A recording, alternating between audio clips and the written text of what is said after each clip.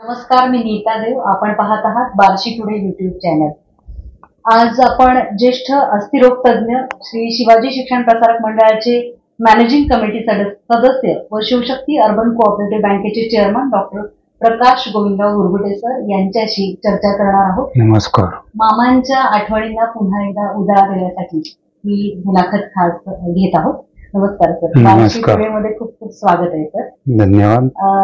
Sir, तुमचे वडील माजी आमदार गोविंदराव गुरगुटे सर आणि कर्मवीर डॉक्टर मामासाहेब जगदाळे यांचे संबंध तुम्ही जवळून पाहिलेले आहेत. काय सांगाल सर त्याबद्दल? आणि तुम्हीही मामांना अनुभवलेला आहात, तर काय सांगाल? 1934 साली मामानी 4 मुलं घेऊन बोर्डिंग चालू केलं. तर ते सुरुवातीच्या विद्यार्थ्यांमध्ये प्राथमिक शिक्षण झाल्यानंतर माझे वडील इथं बोर्डिंगला आले, मामांच्या बोर्डिंगला, आणि त्यांनी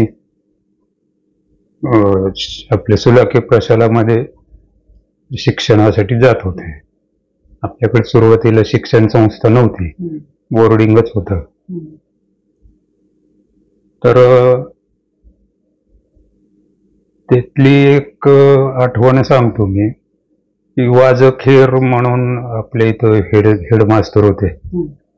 त्यावेळेसपासून मलाही होते वाजखेर हेडमास्टर.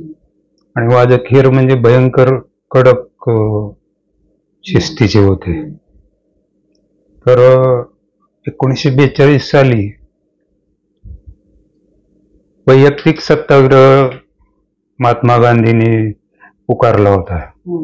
तर त्यावेळेस माझ्या वडिलांनी म्हणजे गोविंदराव गुरगुटेंनी पांडे चौकात तिरंगा घेऊन भारत माता की जय असा सत्याग्रह केला होता.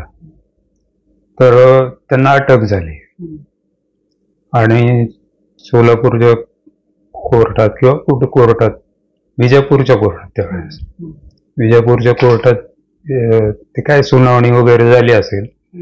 1 महिना तुरुंगवास किंवा 100 रुपये दंड अशी शिक्षा झाली होती वडिलांना. तर आजोबांनी म्हणले मी काही पैसे भरणार नाही. तिथं आहे बरोबर. त्यामुळं 1 वर्ष 1 महिना वडील विजापूरच्या तुरुंगात होते. हा, त्यामुळे इकडे शाळा बुडली. मग खेर सरांचं कसं म्हणजे तुमची हाजरी इतकी म्हणजे साधारण 75% हाजरी वगैरे लागते. मग ते नाहीतर परीक्षेला बसायचं नाही, असे हेच आहे. आणि मग मामाने खेर सरांना विनंती म्हणा किंवा त्यावेळेस खेर सरांनी ते म्हणजे एकाच याचे, तर मामानी ते म्हणले किंवा हे मुलांनी स्वातंत्र्यासाठी सत्याग्रह केला, त्यामुळे तो 1 महिना तुरुंगात होता. तर त्याचं हे रजा किंवा जे त्याची शाळा बुडली तर ती माफ करावी, आणि खेर सरांनी ते मंजूर केलं. आणि म्हणजे असे मामांचं लक्ष आणि किंवा हे जे होतं. आणि पहिल्यापासूनच मामांचं मुलांबरोबर म्हणजे त्या काळात मुली शिकल्या पाहिजेत हे त्यांचं खूप आग्रह होता. त्यासाठी त्यांनी मुलींचंही नंतर वसतिगृह काढलं होतं. दुसरी एक गोष्ट म्हणजे मामांची की खेड्यातली मुलं संभाषणात किंवा भाषणात कमी पडतात, बोलायला लाजतात. तर मामांनी त्यावेळेस मग हे बोर्डिंगच्या मुलांना विषय द्यायचे आणि 5 मिनिट बोलायचं त्यांनी कंपल्सरी. आणि दर रविवारी ही विषय न देता अचानक उभा करणार, मामा सांगतील तू याच्यावर बोल रे, असं करून त्यांनी 5 मिनिट बोलायचं. तर म्हणजे किती हा दूरदर्शीपणा आहे. किंवा आता आपण बघतो ना, आपण किंवा मुलाखती वगैरे घेण्यामध्ये आपली मुलं थोडी मागच पडतात. तर ते त्यावेळेस पासून मामांच्या डोक्यात होतं. आणि पुढं वडील शिकले, लॉ झालं त्यांचं, वकिली त्यांनी सुरू केली होती. पण त्यांचा ओढा थोडा समाजकारण आणि राजकारणाकडेच होता. तुम्ही स्वतः शिकलात मामांच्या हाताखाली? नाही, मी मामांना पाहिलं. हा, त्यांचं व्यक्तिमत्व, मामा शिस्त काय? साधी राहणी, उच्च विचारसरणी, शिस्तीला अतिशय करडे, कडक, तुकारामांचे अभंग पाठ, आणि त्यांची म्हणजे असे सगळ्यांनाच असं हे होतं की त्यांची शिवी म्हणजे ओवी असं म्हटलं जातं. आणि त्यांची काठी ज्यांनी खाल्ली ते विद्यार्थी घडले, मोठे झाले, ती मुलं मोठी झाली. त्यांचा पेहराव साधारण काय सांगाल? साधा पेहराव, धुतलेले म्हणजे विजार, शर्ट, नेहरू शर्ट आणि फेटा. मामा रोज बोर्डिंग मधलंच जेवायचे मुलांबरोबर, आणि जेवणाचे पैसे द्यायचे त्यांचे, आणि स्वतःचे पण. आणि ताट वाटी सगळं स्वच्छ धुवून स्वतःचे स्वतः ते करायचे. आणि ते पालत घालणं वगैरे, म्हणजे स्वावलंबन काम. मामांचं काय झालं होतं की एक बांधकाम चालू होतं, तर त्या बांधकामावरून मामा पडले आणि त्यांचं खुब्यात हाड मोडलं होतं. मग त्यावेळेस असं ऑपरेशन वगैरे त्या वेळेस नव्हतं एवढं काही, त्यामुळे थोडस ते वाकडं जुळून तेव्हापासून मामाच्या हातात काठी आली. आणि तुम्ही बघा आता, म्हणजे ते चुना बनवायचे आणि बांधकाम सगळी जुनी चुन्याच्या ह्याच्यातली, तर ते बांधकाम आता तुम्ही पाडायची म्हणलं तर आता आम्ही इमारत पाडायची आणि तिथं दुसरं बांधायचं, असं जुनी इमारत झाली. तर 2 कॉन्ट्रॅक्टर माघारी गेले ते पडेना म्हणून त्यांना. हा, म्हणजे परवडे ना त्यांना ते, म्हणजे इतकं घट्ट ते त्यावेळेस चुन्याचे बांधकाम आहेत. आणि मामा पुरोगामी होते बर का. त्यांचं इतकं बारीक लक्ष असायचं की 2 बैलगाड्या भाड्याने लावलेले असायचे, काय सामान आणणं हे म्हणजे रोजच असायचं. 2 तुकाराम होते, म्हणजे एक तुकाराम गव्हाणे आणि एक तुकाराम अवचार म्हणून. तर तुकाराम अवचारांचे वडील वारले, त्यांनी पाणी पाजलं. मग ते त्यावेळेस कसं होतं की मग ते 14 दिवस ते जे काही पाणी फडकं डोक्याला बांधायचं आणि 14 दिवस बाहेर पडायचं नाही घराच्या. 1-2 दिवस म्हणजे मामांचं बारीक लक्ष असायचं. मामाने बघितलं आणि म्हणलं की आईला, म्हणजे एकच आईला तर का एकच तुका दिसतोय, म्हणजे गाडी दुसरी कुठे गेली. मग ते तुकाराम गव्हाणेनं बोलवून म्हणले, अरे तू का इकडे म्हणले, अवचार कुठे गेला. मामा म्हणले त्याचे वडील वारले, त्यांनी पाणी पाजलं म्हणून ती घरी बसलाय, त्याला उद्या गाडी घेऊन बोलवलंय म्हणायचं, सांग म्हणले. गाडी घेऊन आला ते अवचार, त्याला घेतलं बोलवून. अरे म्हणलं तुझं ह्याच्यावर जीवन आहे, किंवा जर तू गाडी बंद ठेवली तर काय खाणार, लोक देणार आहेत का खायला तुला. समाजाचा विचार करायचा नाही, तुझं कुटुंबाचं पोट कोण भरणार.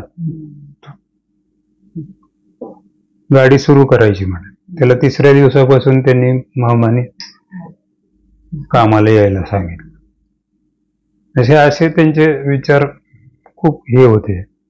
आता हॉस्पिटल बांधताना सुद्धा त्यांच्या डोक्यात मिरजेला गेले ते आजारी असताना, आणि सोलापूरलाही पडले तेव्हा सोलापूरला ऍडमिट होते मामा. आणि एकदा आजारी शेवटी म्हणजे मिरजेला होते ऍडमिट मिशनला.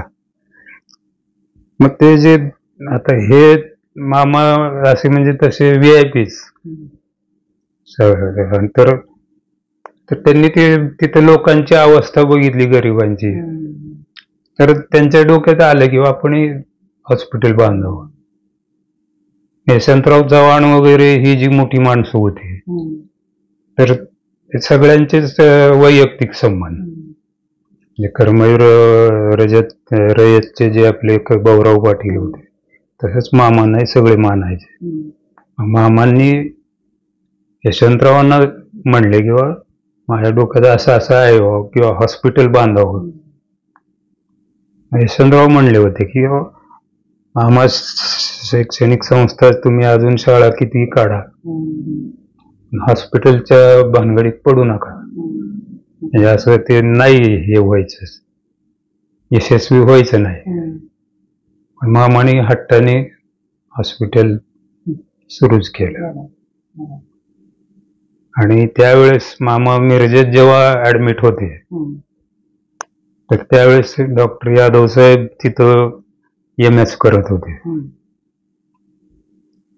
यादव साहेब म्हणजे बोर्डिंगलाच राहिलेले आहेत. आता साहेबांचं काय, आता मामांची आपली आठवणी आहेत तेव्हा साहेबांबद्दल काही मी जास्ती नाही बोलत. पण तिथं साहेबांना मामांनी म्हणले की अरे बबन बार्शीला हॉस्पिटल काढायचंय. यादव साहेबांना त्यांचे जे गुरु होते फ्लेचर म्हणून, ते परदेशातले इंग्लंडचे, तर ते त्यांना इंग्लंडला पाठवायला बसले होते. आणि यादव साहेबांनी तो प्रस्ताव नाकारून मामा म्हणजे इथंच शिकल्यामुळं त्यांनी ते जाणीव ठेवून मामांना म्हणले मी येतो बार्शीला. मामींना पाहिलं तुम्ही? मामींना पाहिले, पण म्हणजे असं फार हे नाही. तशा मामी अंधारातच राहिल्या म्हणा की. मितभाषी होत्या आणि म्हणजे फार लोकांची हे नाही, आणि मामापासून लपून ठेवायचं. मामांना माहित नव्हतं की मामीला आम्ही म्हणजे आपल्या इथलेच सांभाळायचे, त्यांना एक खोली हे करू, पण मामाला माहित नव्हतं अजिबात. तर मामींचा किस्सा सांगू का एक? मामांना म्हणजे अजिबात ते हे नव्हतं. त्यांनी एकदा तो संसार सोडला की सोडला. आणि मामींची इच्छा मला एकदा मामांना बघायचे नसतं काय. मला वाटतं अंथरुणावरच होते मामा काय. तर मग तिथे 2 शिपाई होते. मग ते शिपायांना सेवेकरी म्हणा की, तर शिपायाला ते म्हणले, मामी म्हणल्या मला मामांना बघायचंय, हो कसं करतो बघ, समोर जायचं तर म्हणजे हे नाही, म्हणजे असं. ते म्हणलं मी नेतो म्हणलं तुम्हाला. एके दिवशी त्याने नेलं, आणि असं मामानं हे होतं, अरे म्हणले जयराम कोण आहे रे? मग ते जयराम म्हणलं की मामा कोण नाही म्हणले, माझी आई आहे म्हणले, मला तुम्हाला बघायची इच्छा होती म्हणून आणलं होतं. बरं बरं असू दे. एवढंच पाहिलं मामी असं. तुम्ही पाहिले पण मामींना? हो मी पाहिले. जसं तुम्ही आता सांगितलं की मामांबरोबरच हे सगळे म्हणजे भाऊराव पाटील असतील किंवा यशवंतराव चव्हाण असतील, यांच्याबरोबरच मामांचंही नाव जोडलं जातं किंवा तेवढंच व्यक्तिमत्व त्यांचं आहे. तर असेच दिग्गज व्यक्तिमत्वांचा सहवास तुम्हाला लाभलेला आहे, काय सांगायचं? सहवास म्हणजे आता वडील आमदार असल्यामुळं त्यावेळेस आपले शंकरराव चव्हाण, नंतर राजाराम बापू पाटील. त्यावेळेस कसे असे जेवणावळी वगैरे नसायच्या. आमच्या उपल्याला आले की आले तर मग घरी जेवण असायचं. मग त्यांना वाढायला आम्हीच असायचो काय. नंतर मला एक आठवतं की यशवंतराव चव्हाणांची इथे भगवान मैदानावर सभा होती. त्यावेळेस मी आपलं त्यांची करंगळी धरून तिथं उभा राहिलो होतो. मला ते आठवण आहे अजून.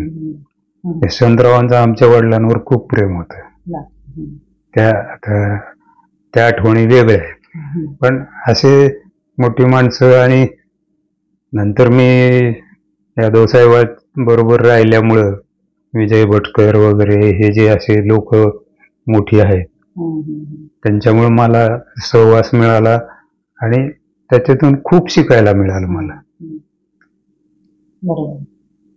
आता म्हणजे कर्मवीर मामासाहेबांनी ज्या संस्था सुरू केलेल्या आहेत त्यामध्ये काही सुधारणा व्हाव्या किंवा काही बदल व्हावे किंवा काही प्रकल्प झाले पाहिजे असं तुम्हाला वाटतं का आणि कोणते बदल व्हावे? नाही, बदल तर म्हणजे आता सुधारणा आणि प्रकल्प आपण परवाच्या पत्रकार परिषदेत ऐकलंच. सध्याचे सेक्रेटरी पी.टी. पाटील सर ते आणि बापू शितोळे खजिनदार, तर ते दोघांनी माझ्या येणे किंवा ते दोघांनी झोकून दिलंय सध्या संस्थेमध्ये. आणि आता आपण ऐकलंच किंवा IITच्या बरोबर आपण टायअप करतोय. इन्क्युबेटरचं जे सांगितलं, ड्रोन सिस्टीमचं, म्हणजे हे त्यांच्या संकल्पना. तर त्या दृष्टीनं आपण आता जे तंत्रज्ञानाचंच युग आहे, तर इतकं वेगाने वाढतंय तंत्रज्ञान, तर त्याच्याबरोबर राहण्याचे आपली आता प्रयत्न असेल काय. आणि LLM वगैरे आता ते तर सांगितलंय. मेडिकल कॉलेजचं कसं आहे, सहसा म्हणजे प्रायव्हेट मेडिकल कॉलेज म्हणजे त्याच्यातली गोब काय आहे माहिती का, ही प्रायव्हेट मेडिकल कॉलेज हे एक हाती असावं लागतं. ट्रस्टला आणि याला चालवणं ते शक्य नाही. म्हणजे ते जे आपण जे आता प्रायव्हेट मेडिकल कॉलेज बघितलं, म्हणजे सगळे जे शिक्षण महर्षी स्वतःला म्हणून घेतात, तर ऍक्च्युली ते एक निर्णय तो एकटाच माणूस घेत असतो, पण त्यांनी ट्रस्ट बनवलेले असतात. नावाला असतं. प्रयत्न असेल का मेडिकल कॉलेजचं प्रयत्न करायचं म्हणजे कसं आहे बरं का, की उगीच प्रयत्न करावा व्हावं असं म्हणणार मी नाही आहे काय. BAMS चा प्रयत्न जरूर करावा आणि तो चालू आहे आपलं, म्हणजे त्या दृष्टीनं पावलं टाकलेली आहेत. पण मेडिकल आणि आता असं आहे की मेडिकल कॉलेज म्हणजे अंडर ग्रॅज्युएट आणि पोस्ट ग्रॅज्युएट हे दोन्ही असतं. पण काही आता जे हॉस्पिटल आहेत, फक्त आता आपलं हॉस्पिटल आहे ना, आपल्या इथं जे मल्टी स्पेशालिटी हॉस्पिटल आहे आपलं, सुपर स्पेशालिस्ट यायला लागलेत, कार्डिओलॉजिस्ट आहेत, न्यूरोलॉजिस्ट आहेत, तर अशा हॉस्पिटलना फक्त पोस्ट ग्रॅज्युएट कोर्सेस मिळतात. MD, MS, DNB, diploma. तर आता अश्विनी हॉस्पिटल सोलापुरातलं कॉलेज वेगळं पण हॉस्पिटल वेगळं आहे. म्हणजे ते दोन वेगळ्याच संस्था आहेत. आता एक अश्विनी हॉस्पिटल कॉलेजचं आहे ते वेगळं आहे आणि गावातलं हॉस्पिटल वेगळं आहे. तर गावातलं जे हॉस्पिटल आहे अश्विनी हॉस्पिटल, तर तिथं पोस्ट ग्रॅज्युएट कोर्सेस नसते आहेत बघा. तर तसं तुम्ही सांगितलं की मामा स्वतः आजारी होते आणि मग ते मिरजला ऍडमिट झाल्यानंतर त्यांना लक्षात आलं की गोरगरिबांसाठी जसं आपण शिक्षणाचं सुरू केलं, अगदी बोर्डिंगमध्ये 4च विद्यार्थी होते तुम्ही म्हणाले, तसं मामांच्या काळातला किंवा इतर जे कर्मवीर भाऊराव पाटील असतील किंवा यशवंतराव चव्हाण असतील त्यांच्या वेळेला जो ध्येयवाद होता तोच आता या शैक्षणिक संस्था किंवा आरोग्य सेवा क्षेत्रामध्ये उतरलेला आहे का किंवा उरलेला आहे का, असं तुम्हाला काय वाटतं? उतरायचा तर विषयच नाही आहे बरं का. पण या ज्या आता रयत शिक्षण संस्था, शिवाय शिक्षण प्रसारक मंडळ, विदर्भात पंजाबराव देशमुखांचं आहे, नाशिकला मराठा सेवा संघाचं आहे, तर या ठिकाणी ध्येयवाद अजून उरलेला आहे. आता मला वाटतं की शिक्षण संस्थेनी चालवलेलं हॉस्पिटल पहिलं आणि अजूनही एकच म्हणेन मी की जगदंबा हॉस्पिटल हेच आहे. आणि अजूनही आपण त्या गोरगरिबांना जेवढी चांगली सेवा देता येईल स्वस्त दरात, तर तो ध्येयवाद अजूनही कायम आहे. मामांचे पुढचे जे लोक आहेत, सक्सेसर आहेत, आता त्यात मी डॉक्टर यादवांचं मी आवर्जून नाव घेईन, कारण 1987 पासून साहेब जवळजवळ आता 30-35 वर्ष झालं अध्यक्ष आहेत. बॉडी बदलतील, माणसं बदलतील, पण अध्यक्ष बदलणार नाही. आणि साहेबांमध्ये मामांचा ध्येयवाद, मामांचे राहणीमान, विचारसरणी 100% उतरलेली आहे. तुम्ही साहेबांना कधीही बघा, त्यांचे कपडे तुम्हाला कधीच म्हणजे त्यांच्या ड्रेसमध्ये बदल कधीच दिसणार नाही, साधेच कपडे असतात. काय जसं तुम्ही सांगितलं की मामांची काठी खाल्लेला विद्यार्थी हा घडतोच आणि घडलाच.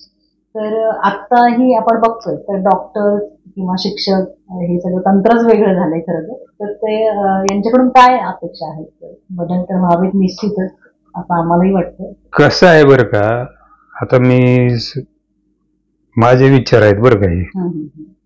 आपण भ्रष्टाचार म्हणतो बरं का. भ्रष्टाचार म्हणलं तर आपण नोकर वर्गाचा भ्रष्टाचार बघतो. पोलीस खातं असेल, महसूल खातं असेल, काय म्हणजे असं कुठलेही नोकर काय. परंतु वैद्यकीय क्षेत्र आहे, व्यापारी क्षेत्र आहे, तर आता वैद्यकीय क्षेत्रामध्ये आता आम्ही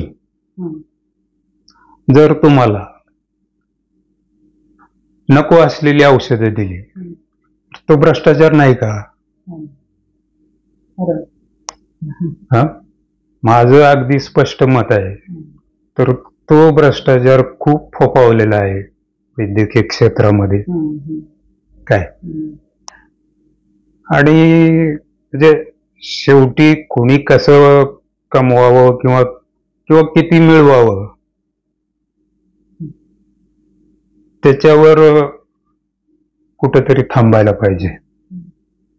प्रत्येक डॉक्टरने तो विचार केला पाहिजे. आपण आता मी बार्शीत तरी आपल्या खूप चांगलं हे आहे, म्हणजे डॉक्टर लोकांच्या सोयी आपल्या इथं फार कमी दरात आहेत.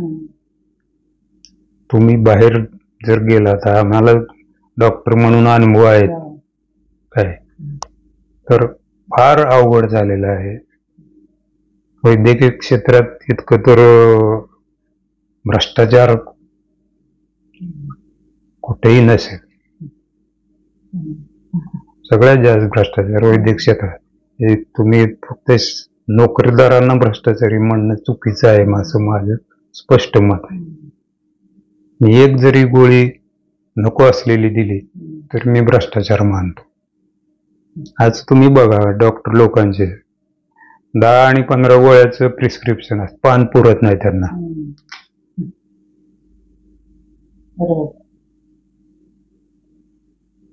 अशी परिस्थिती आहे. मामांच्या जयंतीनिमित्त विद्यार्थ्यांना काय आवाहन करायचं? मामांचे जे आदर्श आहेत ते विद्यार्थ्यांनी त्यांच्या अंगामध्ये भिनवून घ्यावेत. नवीन तंत्रज्ञानाच्या मागे लागत्याची कास धरून त्यांनी त्याच्यात पुढे जावं. आणि मामांची ध्येय म्हणण्यापेक्षा जी आदराणी आणि सुसंस्कृतपणा हा सगळ्यात महत्वाचा आहे. शिकलं म्हणजे तो माणूस सुसंस्कृत आहे असं मला म्हणायचं नाही. सुशिक्षित तर म्हणतच नाही मी, शिक्षित म्हणू आपण फक्त त्याला.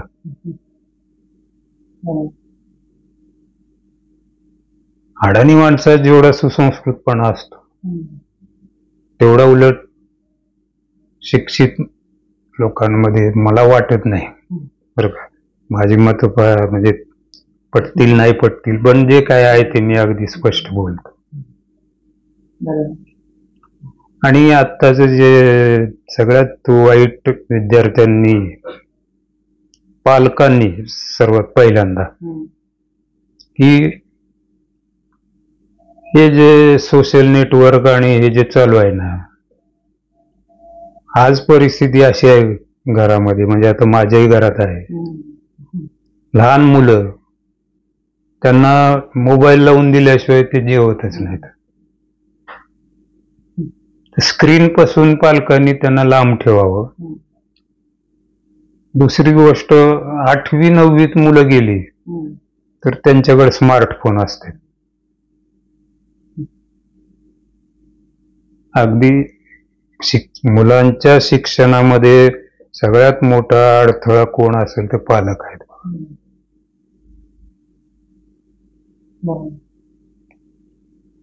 मुलांना जेव्हा या मोबाईलची गरज असेल तेव्हाच द्यावा, आणि द्यायचा असेल तुम्हाला तर फक्त आउटगोईंग इनकमिंगचं जे डबडे मिळते. फार वाईट अवस्था आहे बरं का मॅडम. मी बघतो आता 8वी 9वीतल्या मुली, माझ्या बँकेसमोरच बाग आहे, तर त्या बागेमध्ये मुलं मुली 8वी 9वीतली, आणि स्मार्टफोन घेऊन आता काय बघत बसायचं, आता त्यात सगळंच दिसतं. तर चुकीचं आहे. तर ते विद्यार्थ्यांनी पाळावं असं मला वाटतं. मोह आता खूप वाढलेले आहेत. Easy availability. मी 11वीत असताना पहिल्यांदा हॉटेलमध्ये गेलो. आज आपली मुलं पहिली दुसरीतलीच, बाबा चिकन खायला कधी जायचं, हे आपणच सवय लावतो. मी काय म्हणतो, पालक जे अडथळा म्हणतो ना, ह्या सवयी आपणच लावतो. आणि मुलांचा ओढा कशाकडे आहे त्या दृष्टीने तुम्ही त्याला पुशअप करावं. तुम्ही मुलांचे पालक आहात, मालक नाही. लहान 8वी 9वी 10वीतल्या मुलांच्या आत्महत्या व्हायचं कारण तेच आहे, पालकांचं त्यांच्यावर असलेलं दडपण. डॉक्टर्स व्हायचं, तू इंजिनियर्स व्हायचं, असं म्हणजे त्याला अभ्यासाला बसवून दार थोडं किलकिलं ठेवून त्याच्यावर लक्ष ठेवायचं. अपेक्षा करू नका. आपलं घोडं किती पळतंय हे आपण बघावं. तुम्ही घोड्याला पाण्यापर्यंत नेऊ शकता, पाणी पाजू शकत नाही. त्यामुळे डॉक्टर इंजिनियर सोडून द्या. आता आपण मुंबईपासून आपण इतकं लांब आहे ना, तर आपण 50 वर्ष माग आहे जगाच्या. क्षेत्र इतकी मोठी झालेली आहेत, शैक्षणिक क्षेत्र. तर आपल्याला फक्त अजूनही डॉक्टर इंजिनियर एवढंच माहिती आहे माझ्या हिशोबाने. तर खूप मोठं क्षेत्र, म्हणजे स्काय इज द लिमिट म्हणेन मी. तर ते आपल्या इथे यायला पाहिजेत गोष्टी. त्या दृष्टीने संस्थेनं आपल्या खूप प्रयत्न आता चांगले चालू केलेले आहेत. अजून काय आपल्याला, मला वाटतं मी जास्त बोललो जरा. व्यवस्थित एकदम. आणि खूप छान, म्हणजे मामांचा मामींचा सहवास तुम्हाला लाभला. हो, माझे भाग्य. त्यांच्या कॉलेजमध्ये घडलो, शिकलो. आमचं दुर्दैव की मामांचा सहवास आम्हाला नाही लाभू शकला, नाहीतर त्यांची छडी खाऊन आम्ही पण घडलो असतो. पण त्या संस्थेमधून आम्ही नाही तिथे. तर खूप छान वाटते. आणि पुन्हा एकदा मामांच्या आठवणींचा उजाळा तुमच्यामुळे आम्हाला समोर मामा दिसले. अगदी अरे तर त्याबद्दल धन्यवाद सर. धन्यवाद. मामांना आणि मामींना बार्शीपुढेच्या वतीने सुद्धा विनंती. थँक्यू.